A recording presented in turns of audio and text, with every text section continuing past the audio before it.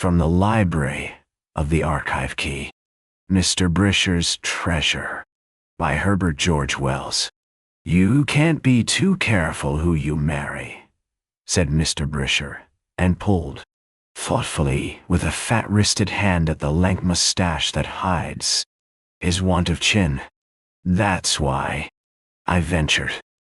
Yes, said Mr. Brisher, with a solemn light in his bleary blue-gray eyes, moving his head expressively and breathing alcohol intimately at me.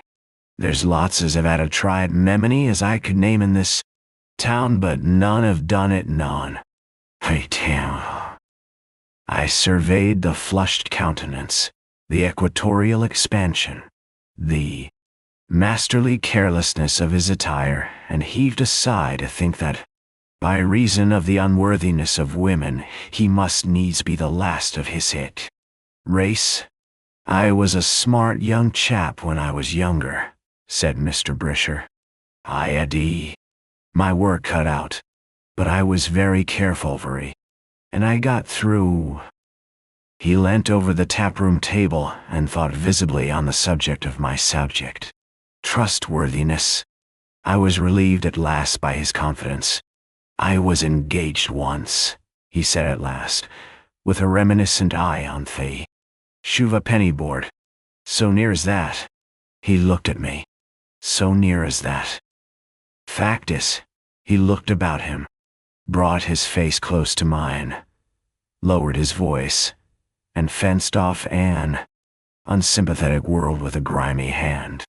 If she ain't dead or married to someone else or anything, I'm engaged still. Now, he confirmed this statement with nods and facial contortions.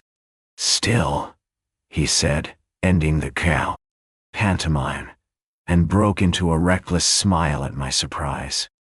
May! Run away, he explained further, with coruscating eyebrows. Come on, that ain't all. You'd hardly believe it, he said, but I found a treasure. Found, regular treasure. I fancied this was irony, and did not, perhaps, greet it with proper surprise.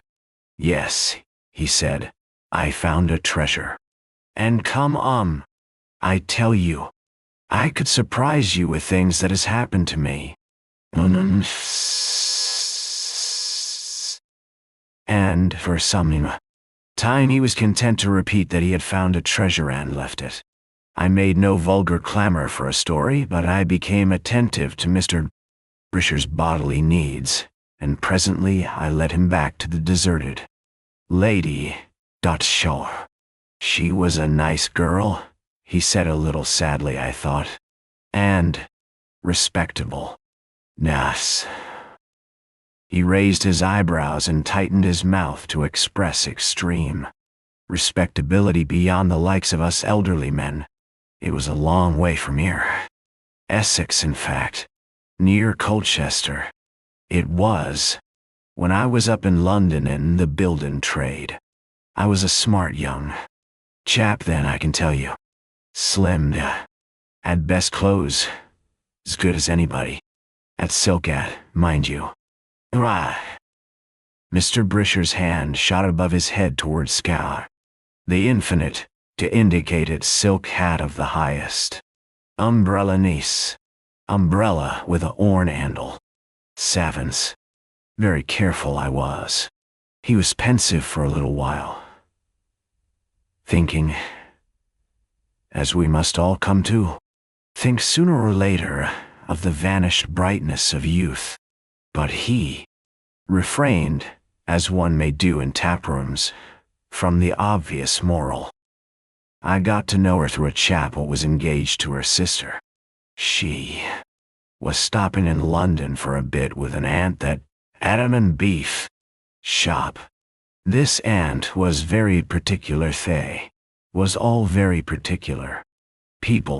All her people wouldn't let her sister go out with this feller except her other sister, my girl that is, went with them.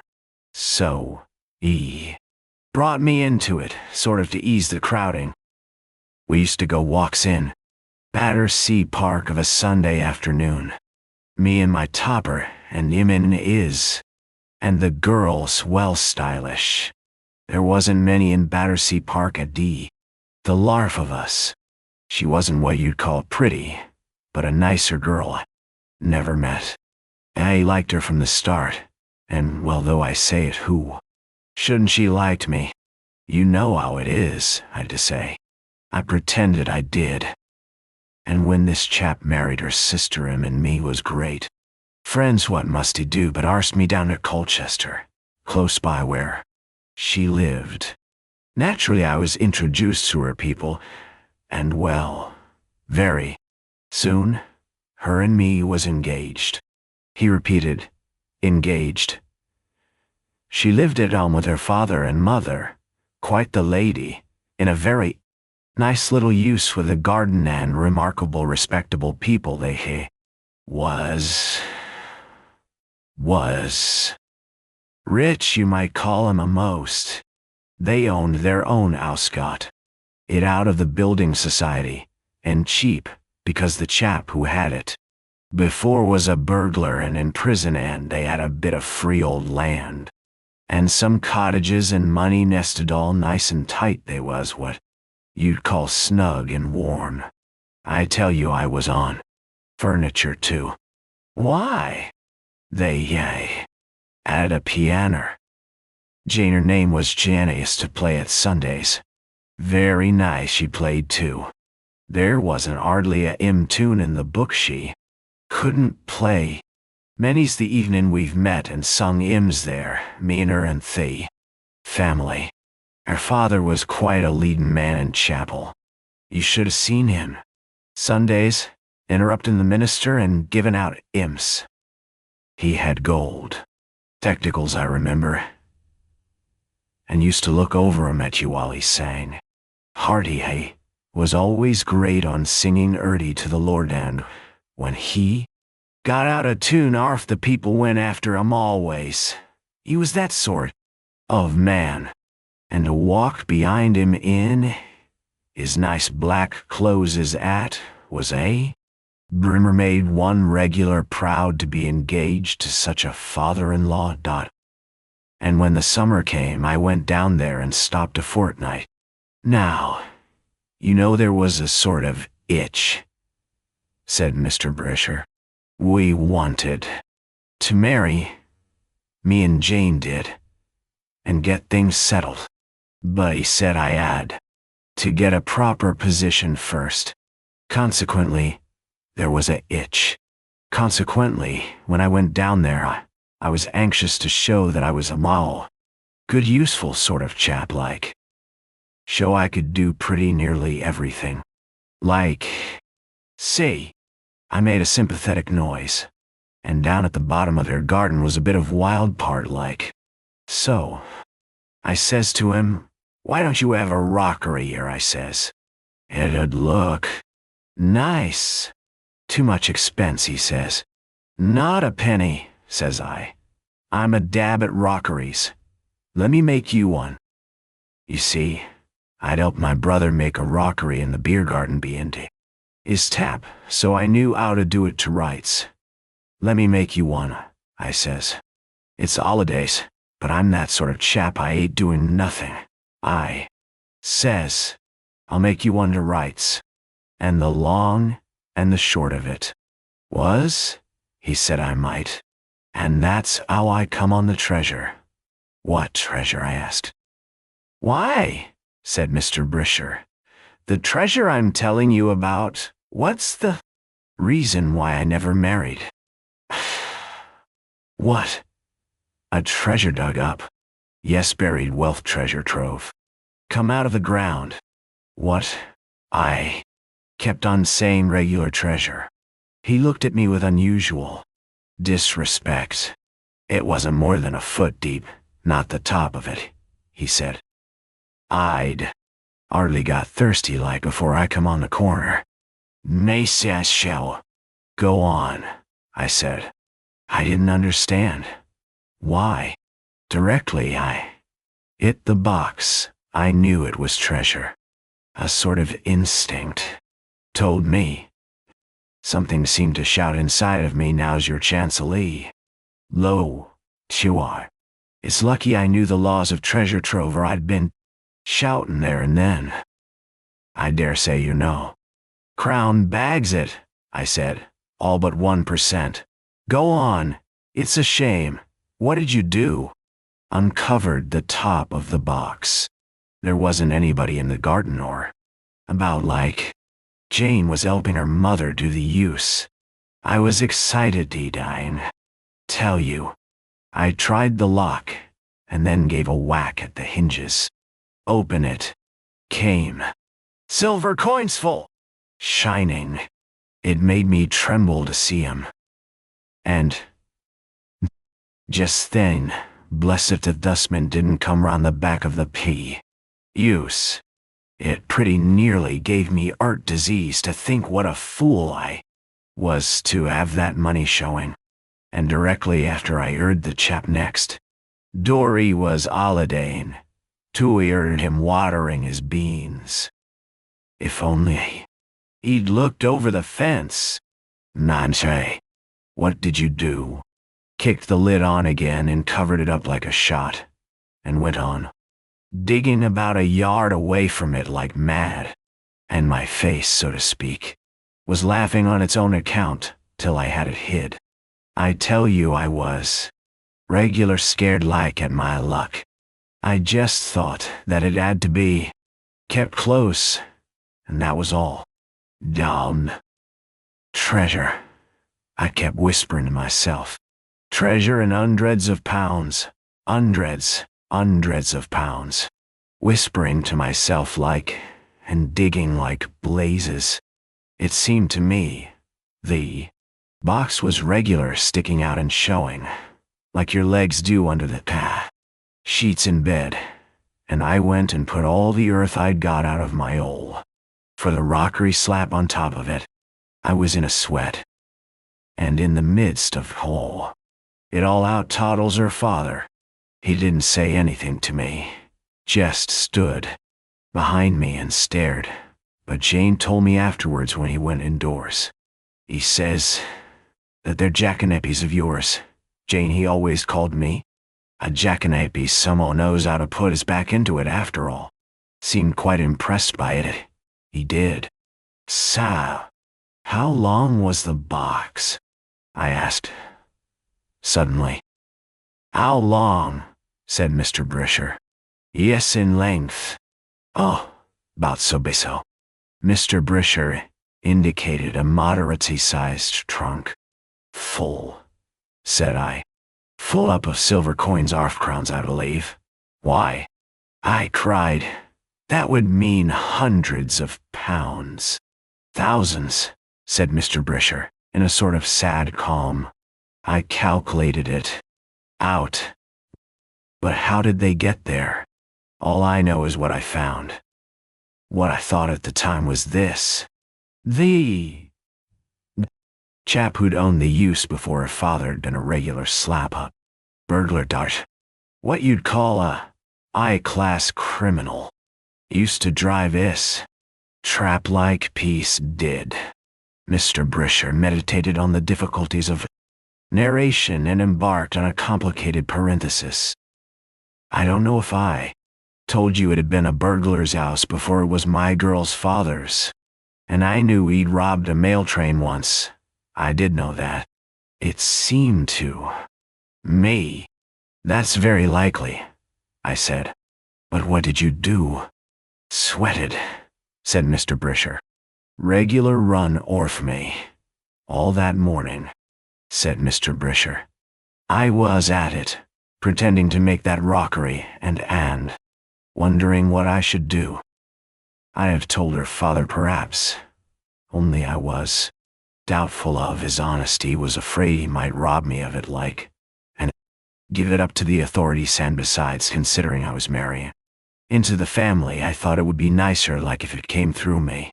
Put me on a better footing, so to speak. Well, I had 3 days before me left of my holidays, so there wasn't no hurry. so I covered it up, went on digging, and tried to puzzle out how I was to make sure of it. Only I couldn't. I thought, said Mr. Brisher, and I thought. Once I got regular, doubtful whether I'd seen it or not, and went down to it and at it, uncovered again, just as her ma came out to hang up a bit of washing.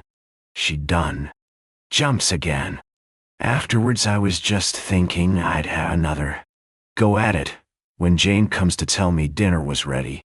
You'll want it, she said, seeing all the hole you've dug. You needn't more. I was in a regular daze all dinner, wondering whether that chap next door wasn't over the fence and filling his pockets. But, in the afternoon, I got easier in my mended. Seemed to me it must have been there so long.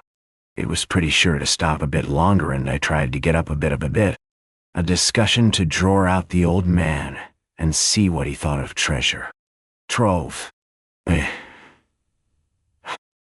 Mr. Brisher paused and affected amusement at the memory.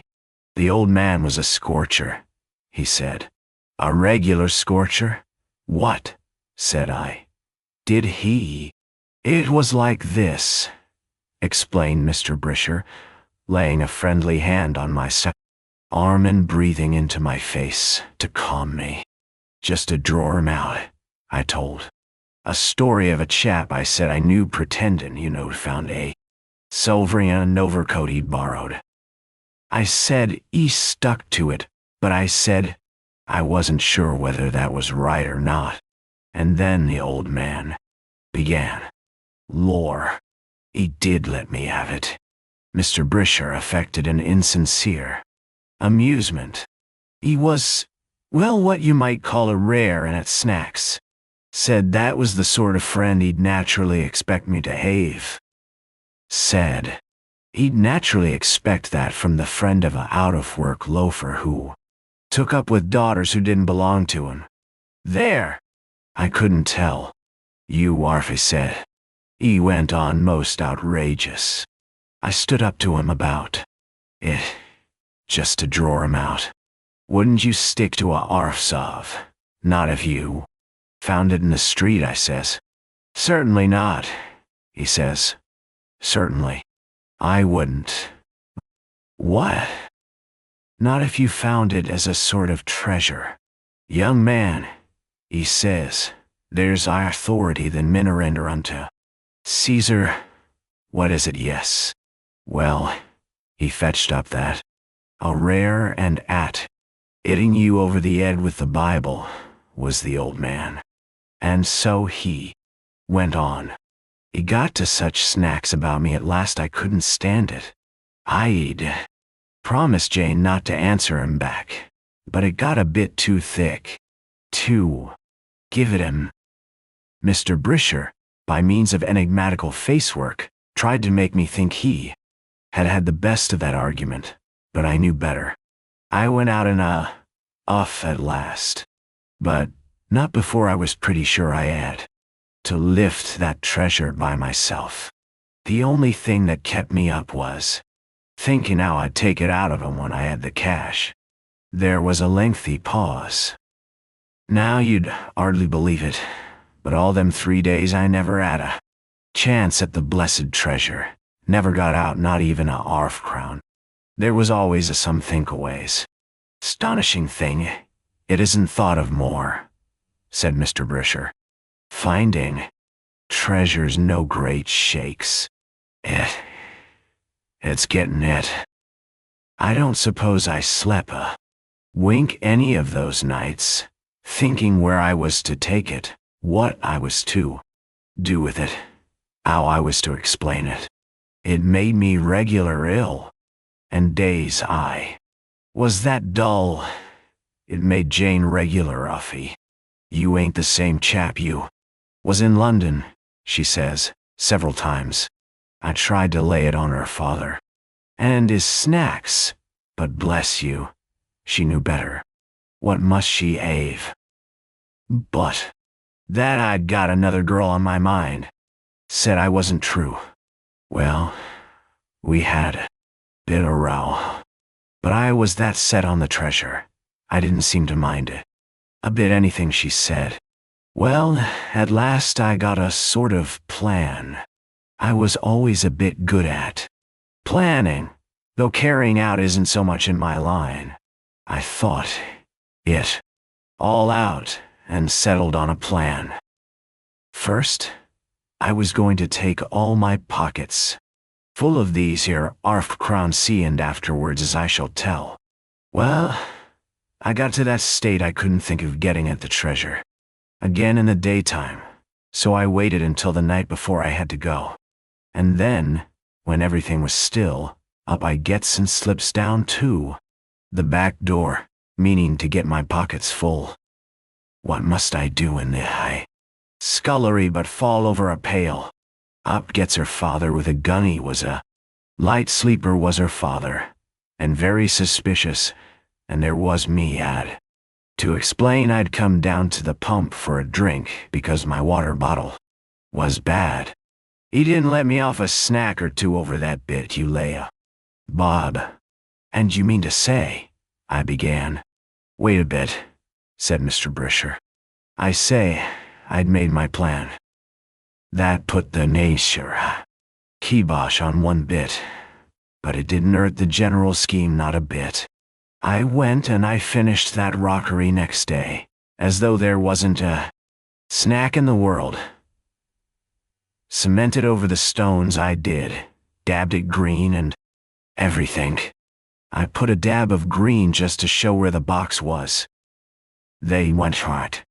All came and looked at it, and sigh how nice it was. 70 was a bit softer like to see it, and all he said was, it's a pity you can't always work like that. Then you might get something definite to do. He says, yes, I says he couldn't help it. I put a lot in that rockery. I says like that. See, I put a lot in that rockery, meaning. I see, said he, for Mr. Brisher is apt to over-elaborate his jokes. Didn't, said Mr. Brisher. Not then, anyhow. However, after all that was over, off I set for London. Or if I set for London. Pause. Only I wasn't going to know London, said Mr. Brisher, with sudden animation, and thrusting his face into mine. No fear. What do you thinkin'? I didn't go no further than Colchester, not a yard. I'd left the spade just where I could find it. I'd got everything planned and right. I hired a little trap in Colchester and pretended I wanted to go to Ipswich and stop the night and come back next day, and the chap I hired it from made me leave 2 sovereigns on it right away, and off I set. I didn't go to no Ipswich neither. Midnight the Orson trap was itched by the little road that ran by the cottage where he lived, not 60 yards off. It wasn't, and I was at it like a good un. It was just the night for such games, overcast but a trifle too hot, and all round the sky there was summer lightning, and presently a thunderstorm. Down it came. First big drops in a sort of fizzle, then ale. I kept on. I whacked it. E.T. didn't dream the old man would hear. I didn't even trouble to go quiet with the spade, and thunder and lightning and ale seemed to excite me like I shouldn't. Wonder if I was singing. I got so hard at it, I clean forgot the thunder and the horse and trap. I precious soon got the box showing, and started to lift it. Heavy, I said. I couldn't no more lift it than fly. I was sick. I'd never thought of that. I got regular wildy, tell you, I cursed. I got sort of outrageous. I didn't think of dividing it like for the minute, and even then I couldn't have took money about loose in a trap. I hoisted one end sort of wild like, and over the whole show went with a tremendous noise. perfect smash of silver. And then right on the heels of that, flash, lightning like the day, and there was the back door open, and the old man coming down the garden with his blooming old gun. He wasn't not 100 yards away. I tell you, I was that upset he didn't think what I was doing. I never stopped, not even to fill my pockets. I went over the fence like a shot, and ran like 1 o'clock for the trap, cussing and swearing as I went. I was in a state, and will you believe me, when I got to the place where I'd left the orson trap, they'd gone. Orf! When I saw that I hadn't a cuss left for it, I just danced on the grass, and when I danced enough, I started off to London. I was done. Mr. Brisher was pensive for an interval. I was done, he repeated, very bitterly. Well, I said. That's all, said Mr. Brisher. You didn't go back. No fear. I'd had enough of that blooming treasure, anyhow for a bit. Besides, I didn't know what was done to chaps who tried to collar a treasure trove. I started off for London there and then. Gee, and you never went back? Never. But about Jane did you write? 3 times, fishing like, and no answer. We parted in a bit of a uff on account of her being jealous, so that I couldn't make out for certain what it meant. I didn't know what to do. I didn't even know whether the old man knew. It was me. I sort of kept an eye open on papers to see when he'd give up that treasure to the crown, as I hadn't a doubt he would, considering how respectable he'd always been. And did he? Mr. Brisher pursed his mouth and moved his head slowly from side to side. Not him, he said. Jane was a nice girl, he said. A thorough, nice girl, mind you, if jealous, and there's no knowing I mightn't have gone back to her after off bit. I thought if he didn't give up the treasure, I might have a sort of hold on him. Well, one day I looks as usual under Colchester on. There I saw his name. What for, do you think? I could not guess. Mr. Brisher's voice sank to a whisper, and once more he spoke behind his hand. His manner was suddenly suffused with a positive joy.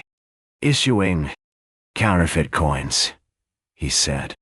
Counterfeit coins. You don't mean to say, is it bad? Quite a long case they made of it. But they got him, though he dodged tremendous.